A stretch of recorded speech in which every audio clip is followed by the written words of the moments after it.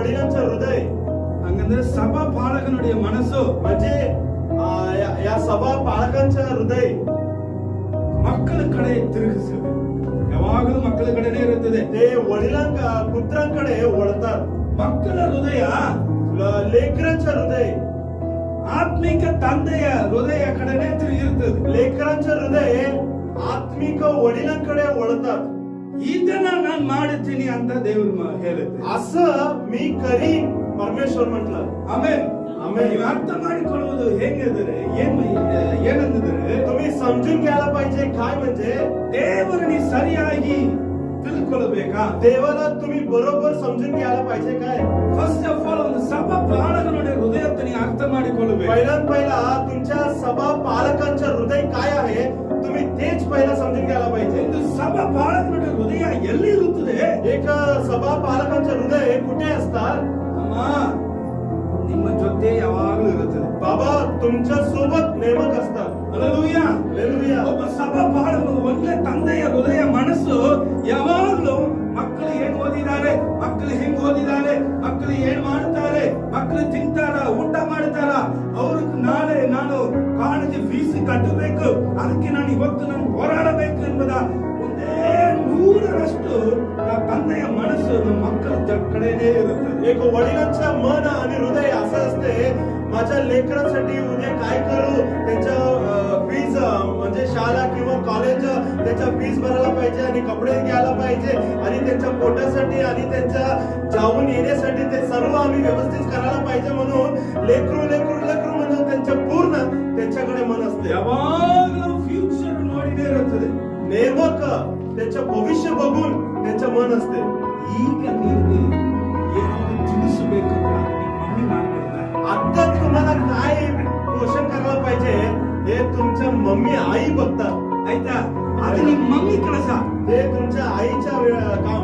But father ಕೆಲಸ ನಾಳೆ ನೀವು ಏನ್ ಮಾಡಬೇಕು, ಹೆಂಗಿರ್ಬೇಕು ಅಂತ ನಿನ್ನ ಫ್ಯೂಚರ್ ಮೇಲೆ ಗಮನ ಲಕ್ಕ ಬಿಟ್ಟು ಇಡುವುದು ಒಂದು ಹೃದಯ ತಂದೆಯ ಹೃದಯವಾಗಿದೆ. पण एक बाबाचे हृदय कसं असतं म्हणजे तुमच्या भविष्यामध्ये तुम्ही चांगलं होण्यासाठी मी आज काय करायला पाहिजे त्याच्याकडे त्यांचे मन असते.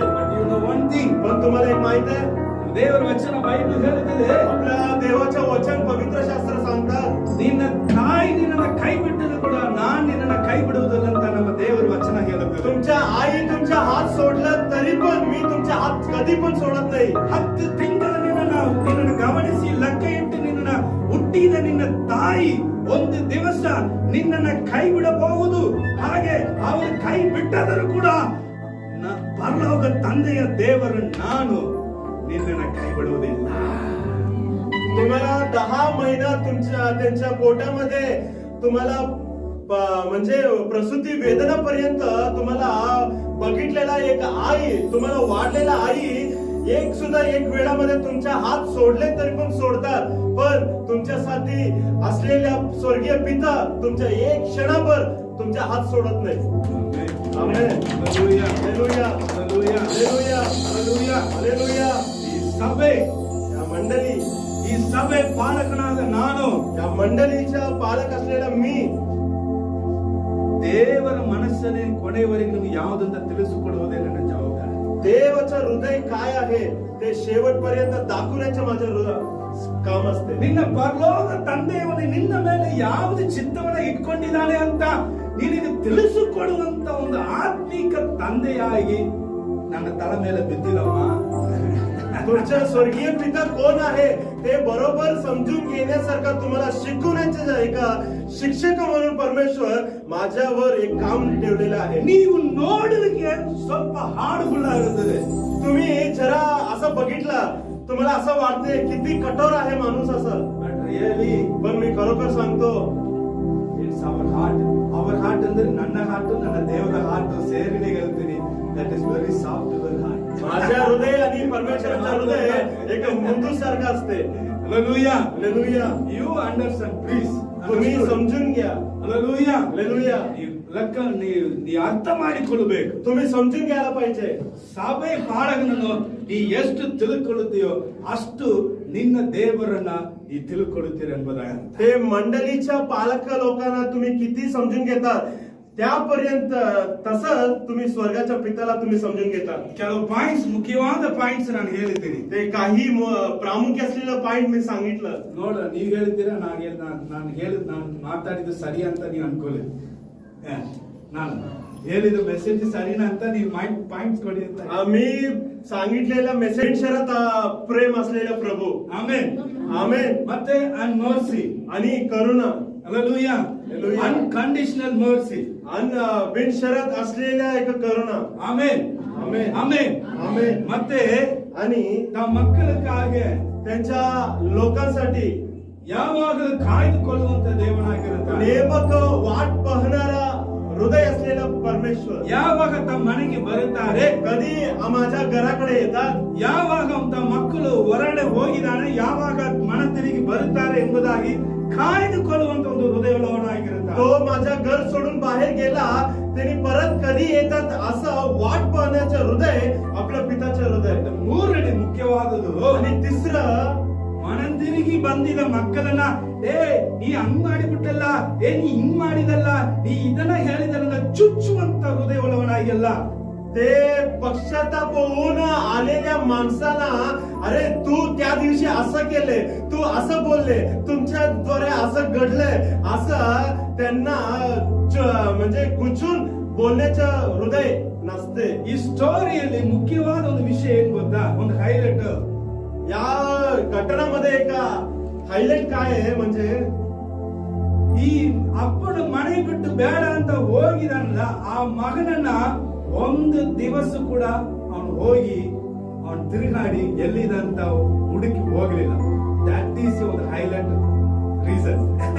पप्पाचं घर सोडून बाहेर पडलेला मुलगा तो आता काय करायला, त्यांनी कुठे गेला असं एक दिवस सुद्धा पप्पा बाहेर जाऊन शोध केले नाही. ಒಂದು ವೇಳೆ ಈ ಸ್ಟೋರಿಯನ್ನ ಒಂದು ಬೇರೆ ರೀತಿಯಲ್ಲಿ ನೋಡುವುದರ್ಥ ನಾನು ನಿಮ್ಗೆ ಹೇಳ್ತೇನೆ. मी असा एक ठिकाणी तुम्ही पहा म्हणून मी या स्टोरी अजून एकदा सांगतो. ಒಂದು ವೇಳೆ ಆ ಮಗನು, ಆ ತಾಯಿ, ಸಾರಿ ಆ ತಂದೆಯವನು ಆ ಮಗನ ಅಯ್ಯೋ ಮಹಾ ಅಂತ ಹುಡುಕಿ ಹೋಗಿದ್ದರೆ, एक ठिकाणी त्यांच्या वडील गेलेल्या मुलगाकडे त्यांच्या पाठ लागून माझा मुलगा यारे यारे यारे असं त्यांनी केला तर ಆ ಮಗ ಏನ್ ಮಾಡಿರ್ಬೋದು, ಹೌದಾ ನಮ್ಮ ಅಪ್ಪ ಹಿಂಗೆ ಇವಾಗ ಗೊತ್ತಾಗಿತ್ತು ಮಗನ ಹೆಂಗೆ ಇದೆ ಅಂತ, ನಮ್ಮ ಅಪ್ಪ ಬಂದ್ಬಿಡ್ತಾನೆ ऐका, ಅಂತ ಹಿಂಗ ಅನ್ಸ್ಕೊಳ್ತಾರೆ. असं केलं तर मुलगाचं हृदय कसं असते, हा बघा माझ्या फेम कसा आहे, तर मी नसलं तर पप्पांच्या घराकडे काय काम चालत नाही, मी पाहिजे तिकडे तिकडे असं म्हणून त्यांनी उंच करतात. ಹಂಗಂದ್ರೆ ಮನ ತಿರುಗಿ ಬರುವುದಿಲ್ಲ.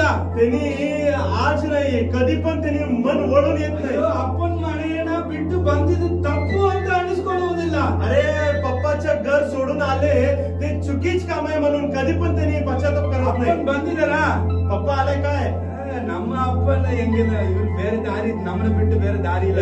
माझ्या पप्पाला मला सोडून दुसरा मार्ग काय आहे, माझ्याकडे यायला पाहिजे असू दे. ಎಲ್ಲಿ ನನ್ ಗೊತ್ತು ನಮ್ಮ ಅಪ್ಪ ನಮ್ಮನೆ ಹಿಂದೆ ಬಂದ್ಬಿಡ್ತಾನೆ. मला माहित आहे मी कुठेतरी गेले ना माझ्या पप्पा सोडत नाही, माझ्या पाठ लागतात त्यांनी. ಹೋಗಿದ ಹಂದಿ ಹಂಗೆ ಬರುತ್ತದೆ. ते गेलेल्या डुक्कर तसंच येतात, ಹೋಗಿದ ಹಂದಿ गेलेले डुक्कर ಹಂಗೆ ಹಂದಿಯಾಗಿ ಬರುತ್ತದೆ. तसंच डुक्कर सारखं परत येतात. ಮತ್ತೆ ಏನ್ ಮಾಡ್ತದೆ, ಒಂದ್ ದಿವಸ ಹೆಂಗ ಹೋಗ್ಬಿಡುತ್ತದೆ. आणि एक दिवस सुद्धा एक दिवस परत बाहेर पडते. ಅದಕ್ಕಾಗಿ म्हणूनच ತಂದೆಯವರು ಕೊಟ್ಟಿದ ಒಂದು ಶಿಕ್ಷೆ, ಒಂದು ಇಂಜೆಕ್ಷನ್, ते वडील दिलेलं एक इंजेक्शन, ಅವನ ಹಂದಿ ಊಟವನ್ನು ತಿನ್ನುವುದರಷ್ಟು ಮಗನನ್ನು ಹುಡುಕಿ ಹೋಗುವುದಿಲ್ಲ. त्यांनी डुक्करच्या अन्न पदार्थ काहीपर्यंत त्याला शोध केले नाही. ತಂದೆಯವನಿಗೆ ಗೊತ್ತು, वडिलांना माहित आहे ಈ ಅಪ್ಪನ ಕೊಟ್ಟಿದ ಪ್ರೀತಿ, ಈ ಅಪ್ಪನ ಕೊಟ್ಟಿದ ಊಟ, ಈ ಅಪ್ಪನ ಕೊಟ್ಟಿದ ಸ್ಥಾನ ಈ ಲೋಕದಲ್ಲಿ ಎಲ್ಲಿ ಹೋಗಿ ತಿರುಗಾಡಿದ್ರು ಸಿಕ್ಕುವುದಿಲ್ಲ. या वडील दिलेला प्रीती, या वडील दिलेला एक स्थान आणि या वडील दिलेला एक सोयी या पृथ्वीमध्ये कुठे पण त्यांना भेटत नाही. म्हणून ಎಲ್ಲಿಗೂ ಸಿಕ್ಕುವುದಿಲ್ಲ. कुठे पण भेटत नाही. ತಂದೆಯವನಿಗೆ ಗೊತ್ತು, त्या वडिलांच्या माहित होतं ಒಂದು ದಿವಸ ಮನ ತಿರುಗಿ ಬಂದೇ ಬರುತ್ತಾನೆ. एक दिवस त्यांनी परत वळून माझ्याकडे येणार आहे. ಸೊ ಈ ಸ್ಟೋರಿಲಿ ಹೀರೋ ಒಂದು ತಂದೆಯವನೇ. स्टोरी मध्ये हिरो म्हणजे ಚಿತ್ತ ಸ್ಟೋರಿಯಲ್ಲಿ ಮಾತ್ರ ಅಲ್ಲ, ಸ್ಟೋರಿಲಿ ಫಕ್ತ नाही, ನಮ್ಮ ರಿಯಲ್ ಲೈಫ್ ಕೂಡ ಕರ್ತನೇ. आपल्या दैनंदिन जीवितामध्ये पण आपल्या स्वर्गीय पिता हिरो आहे. ಆಮೆನ್. ಆಮೆನ್. ನಿನಗಾಗಿ ನನಗಾಗಿ ರಕ್ತ ಸುರಿಸಿ ಜೀವ ಕೊಟ್ಟಿದ್ದ ಯೇಸು ಒಬ್ಬನ ದೇವರು. ಅವರು ನಮ್ಮ ಮೇಲೆ ಕಂಡೀಷನ್ ಇಟ್ಟುಕೊಂಡು ಪ್ರೀತಿ ತೋರಿಸುವುದಿಲ್ಲ, ಅನ್ಕಂಡೀಷನಲ್ ಆಗಿ ಪ್ರೀತಿ ತೋರಿಸುವ. ಆಮೆನ್. आपल्यासाठी तुमच्यासाठी रक्त सांडून त्याचा प्राण समर्पण केलेला एक स्वर्गीय पिता, एक येशू ख्रिस्ताचा प्रीती विनाशरत असलेला प्रेम आहे. ಆಮೆನ್. आमेन. ಶಿಲುಬೆಯಲ್ಲಿ ಯೇಸು ನಮಗಾಗಿ ರಕ್ತ ಸುರಿಸಿ ಜೀವ ಕೊಟ್ಟಿದ್ದು ಯಾಕೆ? क्रुसावर येशू ख्रिस्त माझ्यासाठी तुमच्यासाठी रक्त सांडलेलं कशासाठी? ಆ ಮಕ್ಕಳು ಒಳ್ಳೆಯದನ್ನ ಮಾಡಿದಂತ, त्यांच्या लोक चांगला काम केलेले त्यासाठी त्यांनी रक्त सांडलं काय? ಒಳ್ಳೇದು ಮಾಡಿದ್ಬಿಟ್ರು ಅಂದರೆ ಯೇಸು ರಕ್ತ ಸುರಿಸಿದಾರ? माझ्या लोक चांगला काम केलेलं आहे म्हणून मी रक्त सांडतो म्हणून सांडलं काय? ಈ ಕೈಯಿಂದ ರೂಪಿಸಿದ ತಂದೆಯವರನ್ನ या हातातून निर्माण केलेल्या पिता ಕಣ್ಣಲ್ಲಿ ಚುಚ್ಚಿಕೊಂಡು ಬೆನ್ನಲ್ಲಿ ಚುಚ್ಚಿಕೊಂಡು ತಿರುಗಿ ಹೋಗದವರು. ते डोळ्याला गुचून आणि पाठीमध्ये गुचून वळून गेलेला लोक. ಇಂಥ ಒಂದು ಪಾಪಗಳನ್ನ ಸಮರ್ಪಣೆ ಮಾಡಬೇಕಂತಾನೆ 2000 ವರ್ಷ ಹಿಂದೆ ನಮ್ಮ ನಸರೇನಾದ ಯೇಸು ಕ್ರಿಸ್ತನು ಶಿಲುಬೆಯಲ್ಲಿ ಕೊನೆ ರಕ್ತವನ್ನು ಸುರಿಸಿ ಜೀವ ಕೊಟ್ಟಿದ್ದ. असलं पाप कडून वळू नये म्हणून वळावे म्हणून आपल्या प्रभू परमेश्वर 2026 वर्षापूर्वी त्यांचे रक्त सांडून त्यांचे प्राण समर्पण करून तुमच्यासाठी आम्हाला त्यांनी प्राण समर्पण केले. ಆಮೆನ್. आमेन. ಹಲ್ಲೆಲೂಯಾ. हालेलुया. ಯೇಸು ಸುರಿಸಿದ ರಕ್ತಕ್ಕೆ ಒಂದು ಪವರ್ ಇರುತ್ತದೆ. येशू सांडलेला रक्तामध्ये एक सामर्थ्य आहे. ಹಲ್ಲೆಲೂಯಾ. हालेलुया. ಹಲ್ಲೆಲೂಯಾ. हालेलुया. ಅದನ್ನೇ ಸಮರ್ಪಣೆ ಕೊಡುವಂತ ಹೃದಯ. तेच क्षमापण करण्याचे एक हृदय. ಆಮೆನ್. ಆಮೆನ್. ಕರುಣೆ ತೋರಿಸುವಂತ ಹೃದಯ. एक करुणा दाखवण्याचे एक हृदय.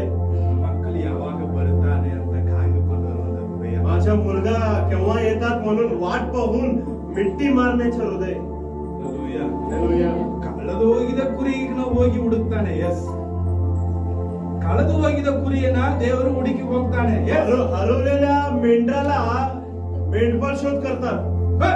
पण ನನ್ನ ಅಪ್ಪನ ಬೇಡ ಮನೆ ಬೇಡ ಅಂತ ಹೋಗಿದವನ ದೇವರು ಹೋಗಿ ತಿರುಗುವುದೇ ಇಲ್ಲ. मला पप्पा पण नको, पप्पाचा वारस सुद्धा पण नको म्हणून गेलेल्या लोकांना शोध केले नाही. Never. Hallelujah. ಅಪ್ಪನ ಬೇಡ, ಅಪ್ಪನ ಮನೆ ಬೇಡ ಅಂತ ಹೊರಗೆ ಹೋಗಿದವರನ್ನ ದೇವರು ಹುಡುಗಿ ಹೋಗಲಿಲ್ಲ. पप्पा नको आणि पप्पाच्या वारस पण मला नको म्हणून बाहेर पडलेला मुलगाना पाठलं पप्पा गेले नाही. ಮನೆಯಲ್ಲಿ ಕಳೆದು ಹೋಗಿದ ಕೇವಲ ಇದು ತೋಳ ಮುಖಾಂತರ ಏಳೋ ಮುಖಾಂತರ ಕಳೆದು ಹೋಗಿದ್ದ ಕುರಿಗಳನ್ನ ಹೋಗಿ ತಿರುಗಾಡಕ್ಕೆ ಹೋಗಿದ್ದಾನೆ ಬಿಟ್ಟು ವಿಧೇಯತೆ ಇಲ್ಲದ ಮಕ್ಕಳಿಗೆ ಹೋಗಿ ತಿರುಗುವುದಿಲ್ಲ.